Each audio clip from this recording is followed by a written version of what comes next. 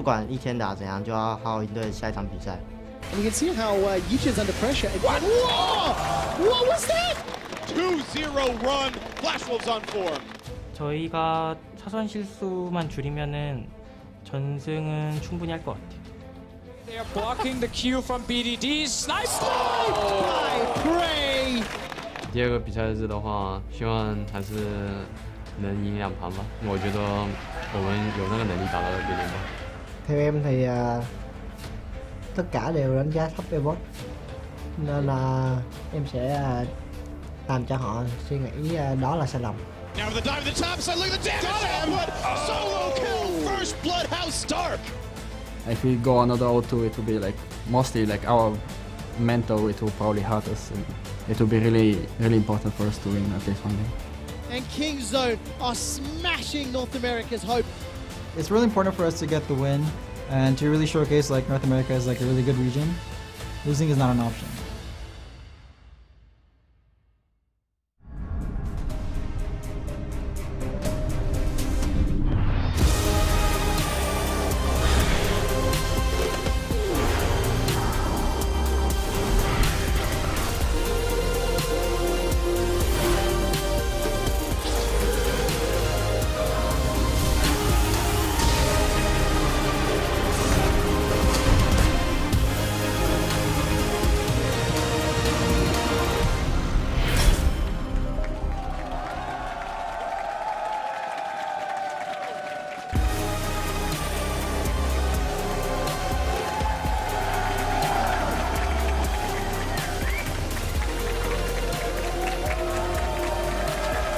Welcome to Berlin, Germany, host of the 2018 MSI group stage. After playing their first games yesterday, the teams now look to strengthen their position as we get closer and closer to the semifinals. Here you see some of the players making their way into the studio just moments ago. 6 more games ahead of us here on day 2. Hello everyone, I'm James Dash Patterson, joined by Indiana Frosker in black, Chris Papa Smithy Smith, and Joshua Jat Leesman. I think it's safe to say that the games did not go the way people expected them to on day 1, but that just points to a very intriguing and interesting group stage ahead of us. Yeah, I said yesterday I always loved MSI group stage because of the surprises.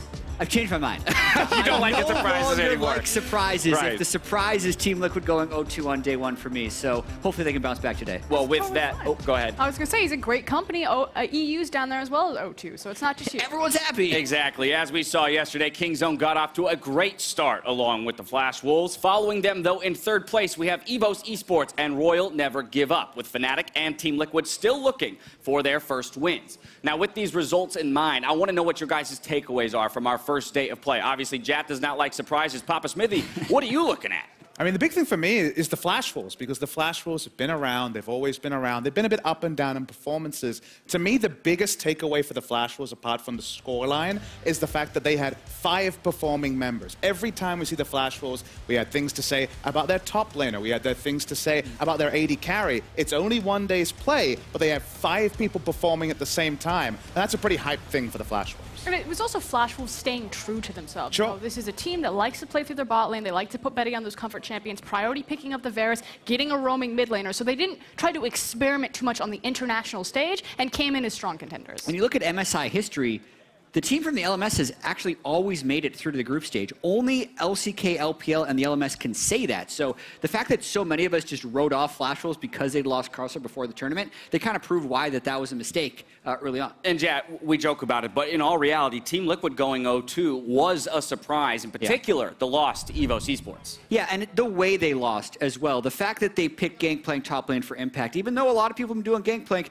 Liquid shied away from that in the latter half of the year, and I want to see them return to just putting impact on a good CC tank, and I want to see them play cleaner. They were so clean in the playoffs, and they lost that. But then surprises keep coming, because we're going to talk about it more later, but Ole's not playing the first game. They're starting Joey. Yes, that is a big storyline for the day. We'll get into that in just a bit. But Frostgren, what are your major takeaways from day 1's play? I'm always excited about kind of the tournament meta that starts to form. And yeah, I'm a little bit gun-shy because it's only been 1 day of play, but specifically the AD carry champion pool. The fact that we're seeing the rise of the double-tier Ezreal, I think that, personally, I think it's way too strong. It needs to be taken away, especially from Kingzone. But a lot of people are saying, you know, where is Caitlyn? I had the chance. I spoke to Betty. I spoke to Uzi. And they personally think that Caitlyn has just disappeared from the international stage because she takes too long to scale up. The games are going too quick, and the tempo is just not right for her to reach that breaking point in itemization, whereas the Rageblade AD carries are continuing to take over. Some pros perspective there. We'll see how the meta continues to develop throughout our 5-day group stage. Let's go ahead and move ahead to today's schedule, where Fnatic get a chance to bounce back in their very first game here against Kingzone. After that, we've got our 2 third-place teams facing off before the Flash Wolves look to continue their winning streak against Team Liquid. I think the elephant in the room is, can anyone even beat Kingzone? With this schedule, especially with Fnatic's dropped performance yesterday, it should be an easy day for them. But, you know, as the tournament progresses, where do you look for weaknesses here? I think with Kingzone, a lot of people look at them, they say, is this going to be the first undefeated tournament? I wasn't there pre-tournament. I'm still not there now. Okay. I feel like they've shown in the LCK finals, one style with the Kai'Sa, that worked. The Ezreal style with TP, that works. I think they're ready to show new things. And we have practice teams here where if they're firing on all cylinders, they can drop a game. A game, yes. A series, maybe not. It's a scary thought to think they have more things to show, Jack. Yeah, and also we have to keep in mind that no team in a 10-team group stage at MSI has gone 9-1, let alone 10-0 in the group stage, because we have to remember it's the #1 team from every single region in the world that's here at MSI. Right. Then they filtered it to the top 6 through the play-in stage to get here, so it is so insanely difficult to actually beat every single one of these teams twice without messing up once. Right, tracking the Titans in Kingzone will be one of the things we do today. Another very interesting matchup that we have comes in our final game of the day, the classic EU versus NA, but as well, these are 2 teams sitting currently at 0-2. Of course, they'll have one opportunity to pick a game up here at the top of the day, only then to face off against each other. I think it's about going back to identity. You know, Fnatic, Reckless came out, he played Kai'Sa, he played Jhin, 2 of these champions that we almost never see him on. He hasn't played Jhin the entirety of the 2018 spring split, whereas TL, you know, reaching for that gangplank. So I want to see, as Jat's saying, you know, throw it out, go back to comfort, and actually give us a good, you know, clash. Yeah, and Reckless as well as Fnatic played so below expectations yesterday. Reckless was the MVP of the European LCS with 88 kills across 18 games. He had 1 kill yesterday in 2 games. Just terrible. And then you look at Liquid, subbing out Ole, also playing pretty poorly. You know, they have to step it up in a big way. So that game could very well be 2 0-3 teams trying to pick up their first win.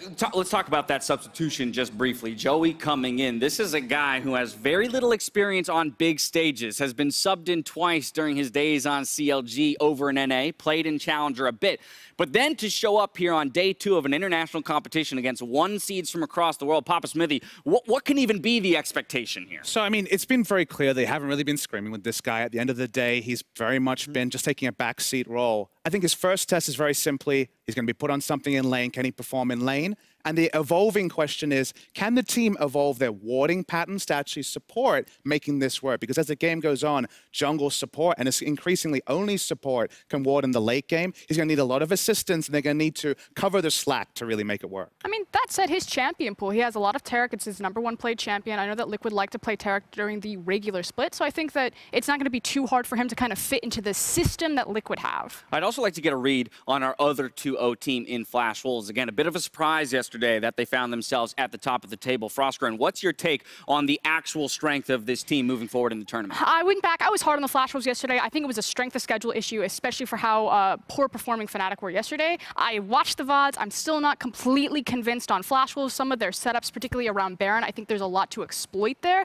That said, day 2, this is the important one for me. This is the time where Flash Wolves can shut me up and say, yes, they are true contenders for this tournament. And I think a lot of people overlooked Flash Wolves, including the teams in the tournament. Yes. The fact that Betty so easily got Varus both games, his comfort AD carry in an AD carry meta, I think should change, and we'll see how they adapt to that. All right, we've already seen some surprising results, and now you guys have another chance to make a fool out of yourselves. Let's take a look at your predictions for day 2. Papa Smithy, you have the unfortunate position of being in a game down here because of the predictions made by Vidius yesterday, sitting at that 500. I can't wait to take down Guest. That pesky Guest. And really, In actuality, you guys only differ here in the final game of the day, that Fnatic versus Team Liquid game. Yeah, and I also want to note that the first 3 predictions are locked for us. We have the opportunity to change the next 3 based on the results today. Is that your way of throwing me a lifeline? Like I can come to the dark side? We might need it. We also might need that lifeline. Say that, and I'm not going to let you live it down if you do change. It's one of those things where pre-tournament, I felt like Liquid had a good matchup against Fnatic. I really need to see the first performance with Joey and work out, is it actually just a sizable change? Then you can probably have to make the adaptation. But if they look similar, if it goes similarly, then I think Liquid have a good matchup. I'm actually in total agreement with Papa Smithy. Initially coming into the day, I had Team Liquid favored in the Fnatic matchup, but there's no way in good confidence right now with how Impact is performing and how having a brand new support that I can say that I think Fnatic, they'll throw it out, they'll go back to their team fighting style, and it's just easier to execute. So that's why I have Fnatic favored here. And I was penciling in Team Liquid against Flash Wolves yesterday. Until thinking that, hey, if Ole can get his mental together, if he can focus and play more like he did during the good times in Team Liquid, they'll be all right. But after hearing the announcement that Ole actually wants to step back and refocus a little bit and they're bringing in Joey, I just can't in good confidence say this dude who's with played zero evidence 2 LCS games with Aphromoo and played on the Academy team of Liquid is going to be able to beat Sword Art on the international stage. So that's why I still have Liquid penciled in for Fnatic, is like maybe 1 game's enough to warm up, but we'll have to see. It's a bit of a flip-flopper's dream, it feels like today, that we do have that extra variable, and now it's like, oh, I agree with you. I was all about Liquid 2-0. You lost a bit of heart, and now... Can we also acknowledge the difficulty facing EVOS Esports today, facing both RNG and Kingzone? They are sitting at 1-1, having picked up that win yesterday against Team Liquid. If they want to keep that momentum going, it would require them to upset one of these 2 Goliaths of a team. I mean, that said, there's also the aspect of like kind of no pressure on them because they are against the top 2 teams in the tournament, as a lot of people are predicting. So for them, I just think you play fearless, you go back to your style, and you just throw everything that you got and see what sticks. All right, well, there you have it. That's about going to do it for us here at the desk. The teams are readying up as we speak. So that's enough from us here at the Analyst Desk. Time to send it over to the casters and enjoy today's games.